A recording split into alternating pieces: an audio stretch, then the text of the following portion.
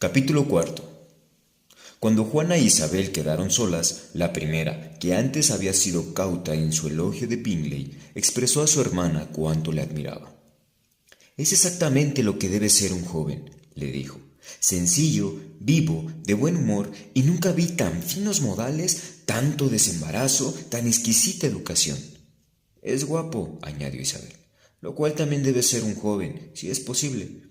Es por consiguiente completo». Me envanecí con que me sacase a bailar por segunda vez. No esperaba semejante cumplido. No, pues yo lo esperaba, sino que hay gran diferencia entre nosotras. Los cumplidos te sorprenden siempre a ti y a mí nunca. ¿Qué más natural que sacarte de nuevo? No podía él evitar el que era 5 veces más guapas que todas las del salón. No le agradezcas esa galantería. Cierto que es muy agradable y te permito que te guste. Te han gustado muchos tontos. Querida Isabel. Oh, bien sabes que eres muy dada a que te gusten todos en general. Nunca ves defectos en ninguno. A tus ojos, todo el mundo es bueno y agradable. No te he oído hablar mal de un ser humano en toda tu vida. Querría no ser dada a censurar a nadie, pero créelo, siempre digo lo que pienso. Sé que lo haces, y eso es lo admirable. Poseer tan buen sentido y ser tan modestamente ciega para las locuras y la falta de sentido de los demás.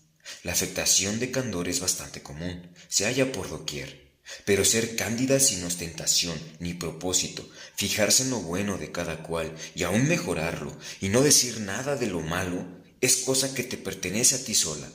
¿Y te gustan también las hermanas de ese muchacho? Sus modales no son como los de él. Cierto que no, al principio, pero son mujeres muy complacientes cuando él conversa con ellas. La soltera va a vivir con su hermano y cuidar su casa, y me engañaré mucho si no hallamos en ella una encantadora vecina. Isabel escuchó en silencio, pero no se convenció.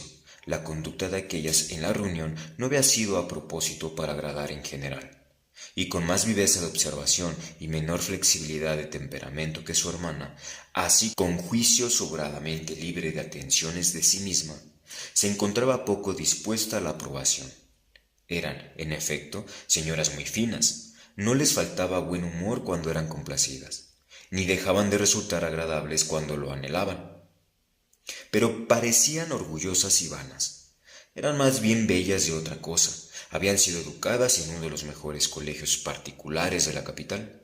Poseían una fortuna de 20.000 libras. Tenían la costumbre de gastar más de lo debido y juntarse con gentes de alto rango, siendo inclinadas por lo tanto a pensar bien en todo de sí mismas y medianamente de las demás.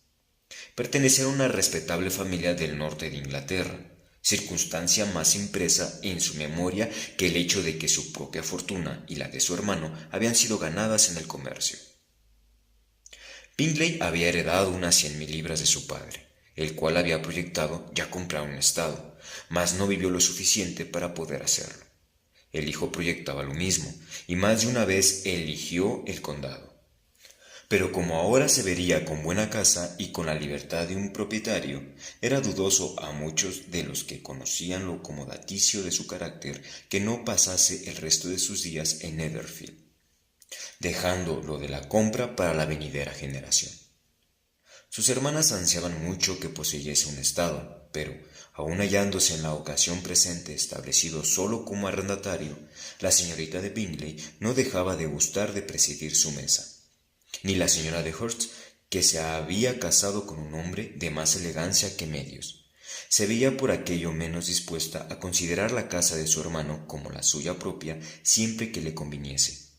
No hacía sino 2 años que Bingley era mayor de edad cuando, por una casual recomendación, se decidió a conocer la posesión de Netherfield.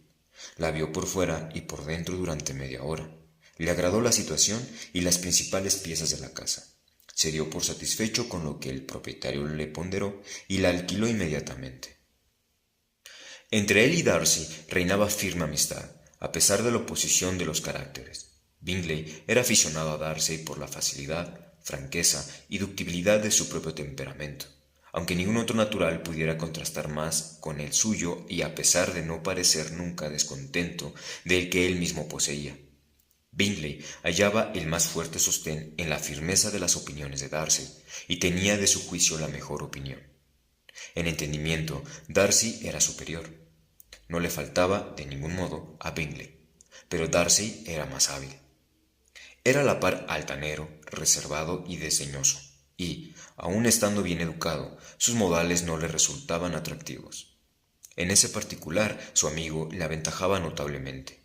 Bingley tenía asegurado el agradar allí donde se presentase. Darcy ofendía de continuo. La manera como hablaron de la reunión de Meryton fue suficientemente característica. Bingley jamás se había hallado con gente más agradable ni con muchachas más bonitas. Todo el mundo había estado atento y afable con él. Allí no había habido etiqueta ni tiesura. Y en cuanto a la mayor de las Bennet, no podía concebirse ángel más bello. Darcy, por el contrario, había visto una colección de personas donde aparecía escasa belleza y ninguna elegancia, por ninguna de las cuales sintiera el menor interés, así como de ninguna recibiera atenciones ni satisfacción. Reconocía que la mayor de las Bennet era bonita, pero notaba que se sonreía demasiado. La señora de Horst y su hermana concedían que así era, pero admiraban a dicha señorita y les gustaba, declarándola muchacha dulce y de quien no rechazarían mayor intimidad. Así pues, Juana quedó tenida por muchacha dulce, y Bingley autorizado con semejante recomendación para pensar en ella a sus anchas.